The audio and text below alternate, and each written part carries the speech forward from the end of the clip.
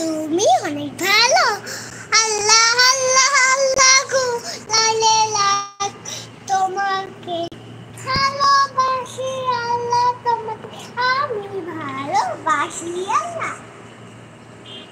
আল্লাহ গো আল্লাহ আল্লাহ তুমি আল্লাহ গো আল্লাহ, তুমি রহমত করো আল্লাহ আল্লাহ রহমত করো। মাশাআল্লাহ, কত সুন্দর করে বলো। এটাই অনেক ভালো। হ্যাঁ